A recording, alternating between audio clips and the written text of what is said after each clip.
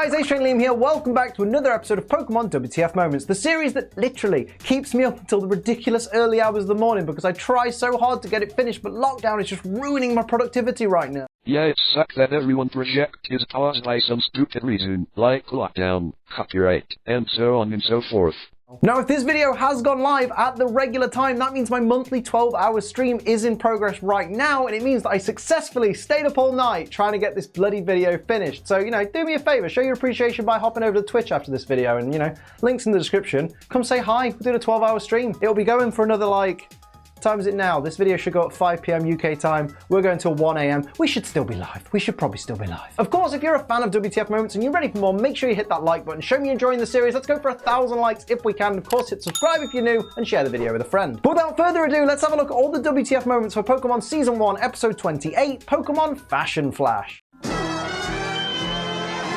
We start the episode with Ash, Misty, and Brock walking down Scissor Street, a street famous for being the place where the best Pokemon breeders go to get the best Pokemon breeder. Wait a minute, why has that Bulbasaur got a blue mohawk? Actually, a better question would be, how has that Bulbasaur got a blue mohawk? Bulbasaur doesn't have any hair? Well, yeah, that is not hair, but maybe that could be a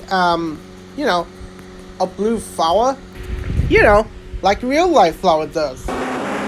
Listen, I'm not looking to bash Team Rocket. However, I must say, when you are part of an evil organization called Team Rocket and you want to do things in disguise, why would you call your Salon Roquet? Which is so dangerously close to being your actual evil team name. Like, anyone could figure this out. I know that's supposed to be the joke, but it does just annoy me when they don't even try. Roquet. That doesn't sound like a rocket. That's not like a Wookiee, which that could be a better joke than that. Brock asks if this is meant to be a Pokemon or a Christmas tree. Brock, mate, I'm not being funny, but if your Christmas trees at home look like this, I feel so sorry for all of your little brothers and sisters. With a Christmas tree like that, their Christmases must have sucked. And I have no idea what the f he's talking about. We see Jessie swishing her brush back and forth behind this Raichu, but somehow painting designs on its front at the same time. That's just impressive. It's moments like this that I realise. As a kid, 20 years ago, I most likely saw this episode of Pokemon, with this Dodrio that's been shaved to have a mohawk. But based on the fact that I don't remember it, I must have repressed that memory because of how horrifying it is. And honestly, it makes me regret starting this series, because now I've had to bloody see it again. And can you explain this scene, why it terrified you and your past self, mate? No? Well then. Direct quotes from Misty. Oh my god, that's so cute! Oh, that's so cute! Oh. Sorry. I can't help it. It's so cute.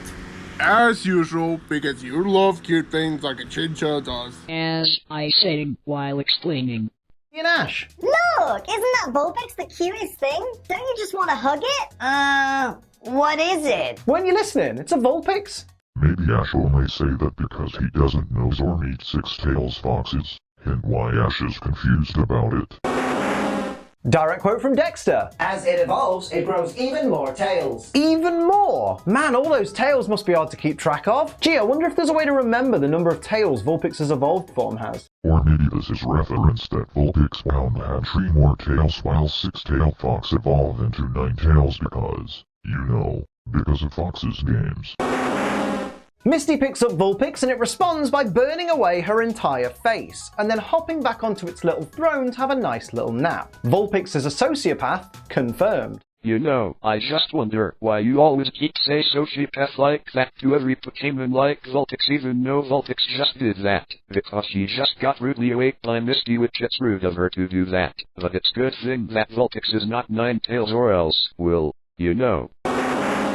Brock asks Susie, the store owner, if he can be her pupil. What a dick move on the part of Brock. He made out he was going to travel with Ash and Misty, and you figured he was going to travel with them for quite a long time, but as soon as he gets to the first opportunity, he tries to bail. Bad friend. Well, actually, Liam, I think you'll find Brock was quite upfront about wanting to be the world's best Pokemon breeder, so it's not like he was dishonest with Ash and Misty. Sure, but when he said he wanted to travel with them, he could have at least added, oh, by the way, once we get to a place called Scissor Street, there's one shop there where I'm going to ask the owner if I can stay there as a pupil. Technically, he's lied by omission. Well, yeah. Brock had to be the pupil of someone who is a master of Pokemon breeding. I mean, think about it. When someone had master rank of something, you will be his pupil no matter what. Even leave your friends for something. Even though your friends would miss you. But it's your decision if you want to do it. Your decision to do it or not to do it. Just choose if you want to do. What I'm saying is, don't force people to do it all the time. Just let them choose what they do. Please, don't force them to do it. Just let them choose. According to Brock, the readers of Pokemon Friends magazine named Suzy the most popular breeder of the year 4 years running. Most popular doesn't automatically equal best though, does it? Oh, Cybertron. First Metal Blade 5 did that, now you doing it? Boy. And apparently her hugely popular website records 10,000 hits a day. Hang on a minute. My YouTube channel gets double those figures every day, so does that mean I'm popular too? Nope. Still a nobody. In all seriousness though, 10,000 hits in the 90s is pretty incredible. It's probably the equivalent to what a million sub YouTuber is nowadays. Well, you better tell that to SMG4 about that. No wonder Brock's making a big deal of Suzy's Vulpix. It's got 7 tails. Vulpix are only meant to have 6. Liam, that is an error. I get that it's an anime trope where the guy who's infatuated with a girl acts really overly formal, but the fact that Brock got up from his seat, which was next to Suzy, just so he could stand up straight before talking to her, really annoys me. I really hope there aren't guys out there that see these kinds of tropes and think that they're the proper way to act. There probably are. Or this is how the pupil do with master. Stand up straight and polite. As in apprenticeship. Brock thanks Vulpix for enjoying the Pokemon food that Brock made with his own recipe, and he bows so hard that he slams his face on the table and spills everyone's drinks everywhere. Brock, mate, you realize that's not what people mean when they say you're supposed to make girls wet, right?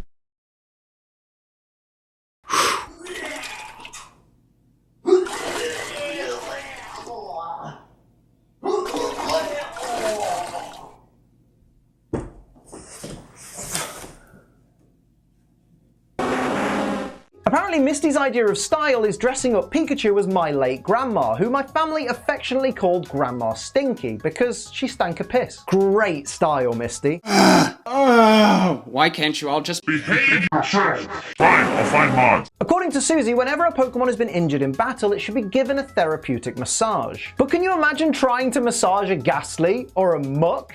It'd be weird. That's a good question.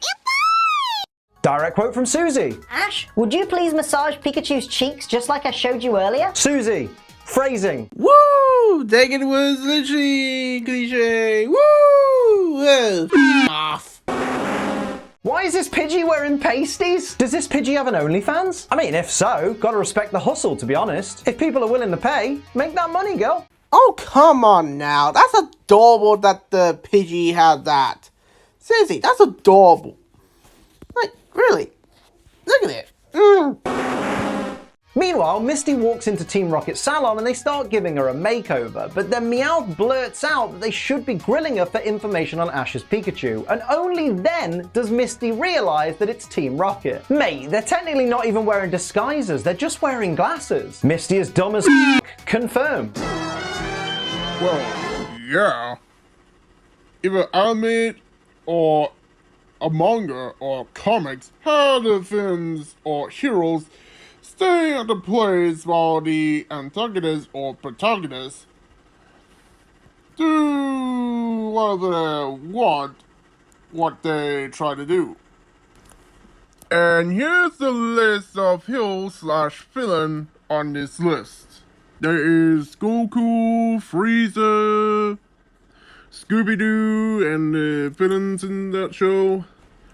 Team Fortress 2 robots and Sweetie Bloom? What the heck? Hey, Shadow! What? What is it? Why is Sweetie Bloom on this list? Oh, you know how Dr. Wolf made Team Fortress 2 an alliance video? Yeah? Well, in Red vs. Blue, Part 4, Sweetie Bloom trying to attack Aeon with a Sailor Scout attack, but AMY dodge. Oh, that makes sense. Yeah. But you know what's not dumb? Using... I love Team Rocket's response to Meowth blowing their cover. Jessie, of course, goes for the more conventional foot stomp, whereas James elects to give Meowth repeated standing elbow drops, getting up to his feet every single time to deliver another. It's beautiful. On a side note, this always makes me think of that one scene in George of the Jungle where he gives an elbow drop to a lion and then says, "Flying pile driver." It's an elbow drop, not a pile driver. Nothing pile drivery about it. So, you give this scene a TF moment because Tarzan ripoff says pile drive? That's stupid. This is James's actual threat to Misty if she doesn't tell him the location of Pikachu. And this is the actual thing he threatens her with. She'd better tell him where Pikachu is if she doesn't want her face to be painted like Frankenstein. So basically, they won't kill her, they won't do unspeakable things to her, they won't harm her friends or her family, they won't even hold her captive. What they will do is they will literally paint her face with makeup, which she could easily wash off in any restroom. Great threat, guys. She's sure to talk now. Yeah, but James did mention in the episode he will paint her like a Frankenstein. Which, that's one thing no one wants. An ugly face that look like your mother don't like you. Also, I think that paint would be permanent. Mate, just saying. After Psyduck runs off and alerts the others, Brock and Ash rush over to the salon to find Misty, and Team Rocket are interrogating her right in view of the main door. You'd have thought they'd have at least moved the interrogation to a back room or behind one of those like partition wall things. What if a regular customer walked in? That's a good question. Misty gets annoyed because Ash and Brock laugh at her makeup, huffing "dumb boys" under her breath. But Brock and Ash aren't laughing at your makeup because they're dumb boys. They're laughing because it friggin' sucks. You've literally got a star, a teardrop, a clown nose, and a slice of angel cake painted on your face. In what universe is this supposed to not look shit? I think it is funny because she looks like a clown.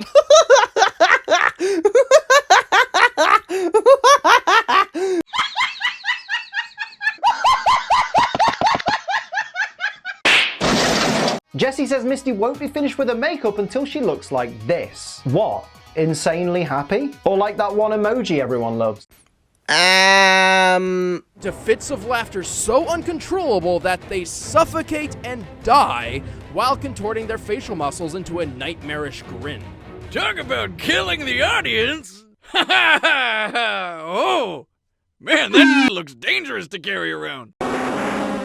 Before Team Rocket battle Ash and Brock, they take the time to get changed into extravagant costumes, and I guess Ash and Brock just patiently wait for them to do so. Maybe they wanted to watch. Or they got aftershock after some explosion at the building. Like here. Ready with our own fashion battle platform. Here goes.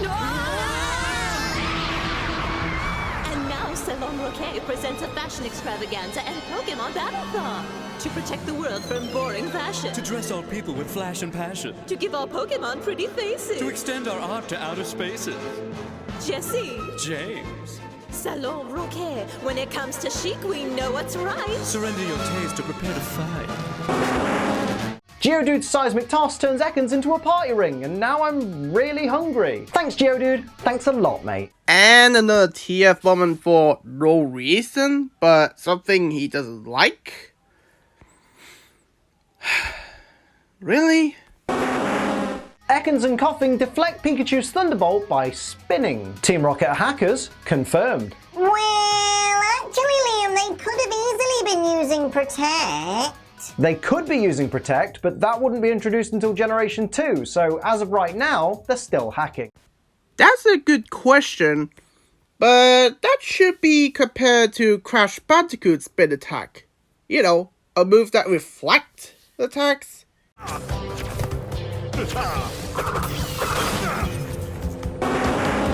Ekans trips on its own costume and falls over and grabs onto Coughing for leverage but also drags it down too, and that's apparently enough to incapacitate both Pokemon. I know the bad guys in TV shows are meant to be a little bit weak and a little bit stupid, but don't do them dirty like this, at least have them be a little bit threatening. I know the bad guys in TV shows are meant to be a little bit weak and a little bit stupid. I know the bad guys in TV shows are meant to be a little bit weak and a little bit stupid. I know the bad guys in TV shows are meant to be a little bit weak and a little bit stupid.